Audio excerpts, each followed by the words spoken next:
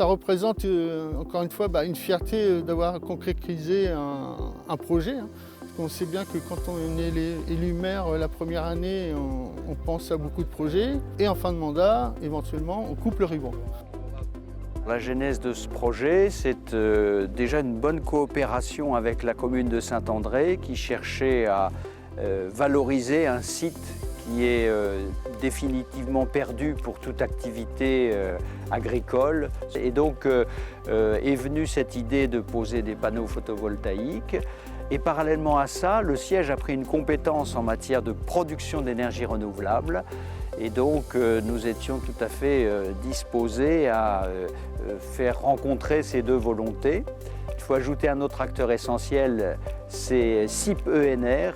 La SIP ENR, par son expérience et son expertise, a eu un rôle d'accompagnateur, d'accompagnement auprès des acteurs locaux, donc la commune de Saint-André-de-l'Eure, l'agglomération Évreux-Portes de Normandie et la SEM Transition Euroise Énergie. Et ça a permis d'accompagner, de guider ces acteurs locaux sur toutes les phases du projet, et ce depuis le début en 2020. La première étape du chantier, ça a été d'évacuer les terres présentes sur le site, puis de clôturer le site donc pour le sécuriser. Ensuite, nous avons coulé les long greens, donc ces blocs béton que nous voyons au sol, qui permettent d'ancrer au sol les structures qui accueillent les modules photovoltaïques, et ce sans impacter le sous-sol et le sol, puisque ici on est sur des anciennes pistes d'aérodrome de Saint-André-de-l'Eure qui étaient utilisées pendant la Seconde Guerre mondiale et qui a été notamment bombardée pendant la Seconde Guerre mondiale. Donc il y a plusieurs risques et plusieurs contraintes sur ce site, notamment un enjeu pyrotechnique. C'est pour cette raison que la commune a souhaité installer une centrale photovoltaïque ici. Nous sommes partis pour 30 ans de location avec une option de 10 ans. À la suite de ça, on verra si on démonte ou si on repart pour se renouveler ce fameux contrat.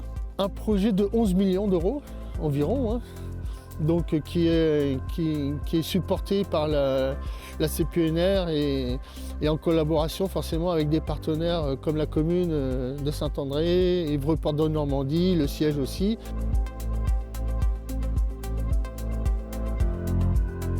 Le principal enjeu, notamment en phase développement, ça a été la proximité avec l'aérodrome voisin.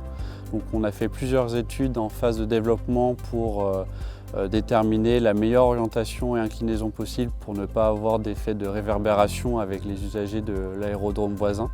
Donc au lieu de l'orientation habituelle, on va dire plein sud, qui est faite pour maximiser la production solaire, ici on a orienté côté est et avec une inclinaison de 17 degrés sur la partie nord de la centrale et 12 degrés sur la partie sud.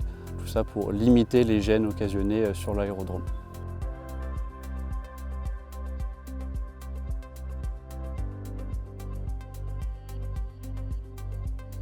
C'est un parc qui est sur une quinzaine d'hectares, 22 000 panneaux de posés, une puissance installée de 13 MW et on attend une production de 14 gigawattheures à l'année. On dit que ça fait à peu près 3000 foyers chauffage compris, donc pratiquement une fois et demie Saint-André en habitation. Et donc c'est même à l'échelle de notre agglomération Évreux-Portes de Normandie un projet significatif de production d'énergie renouvelable. L'agglomération Évreux-Portes de Normandie porte un PCAET, un plan climat-énergie, le photovoltaïque, sur un territoire qui est celui qui a le plus d'ensoleillement de toute la Normandie, avait toute sa place. Nous avons la chance que Xavier Hubert, président du siège 27, soit aussi le vice-président de l'agglomération d'Évreux-Portes de Normandie, en charge notamment des énergies renouvelables et de l'aménagement du territoire. Et donc le lien s'est fait tout naturellement. Nous avions un porteur de projet qui est le siège, nous avions des potentialités sur cet ancien aérodrome allemand, sur ces pistes en béton, et donc la connexion s'est faite très naturellement. Ça s'est passé de la meilleure manière possible, le siège a tout géré. Nous avons facilité la coordination avec le maire de Saint-André-de-l'Eure, Franck Bernard, et à partir de là, Évreux-Portes de Normandie est rentré dans le consortium qui a choisi de développer ce projet. Il y a quelques années, voire plus de 10 ans, on en parlait. Des promoteurs étaient intéressés, mais il n'y avait jamais eu rien de concret. Et là, en l'espace de 3 à 4 ans, on en parlait, mais aujourd'hui c'est fait, donc ça a été rapide. Rien que la pose des panneaux en 15 jours de temps, on a vu vraiment la différence et c'était vraiment incroyable. Ce type de projet génère une fiscalité qui est au bénéfice des territoires.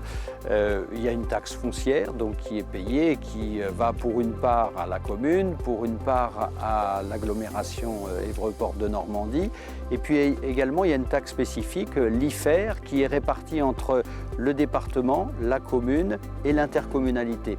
Donc c'est intéressant de produire ou de mettre en exploitation ce genre de parc puisque ça garantit une recette, une ressource pour les collectivités. Et en plus, pour la commune de Saint-André, qui est propriétaire du site, il y a un bail qui a été signé et donc elle aura le loyer pendant les années d'exploitation du site. L'agglomération s'est dotée d'objectifs à atteindre en matière de production d'énergie renouvelable et le parc de Saint-André sera véritablement un atout majeur pour atteindre ces objectifs.